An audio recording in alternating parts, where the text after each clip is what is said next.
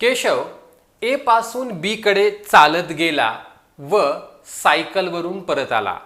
यासाठी त्याला 36 मिनिटं वेळ लागला. हेच अंतर पायी जाऊन परत येण्यास 50 मिनिटं वेळ लागला. सायकलचा वापर करून हेच अंतर जाऊन परत येण्यास किती वेळ लागेल? या प्रकारच्या गणिताला आपल्याला एक ट्रिक वापरायची असते आणि ती ट्रिक कशी आहे तर ती पहा.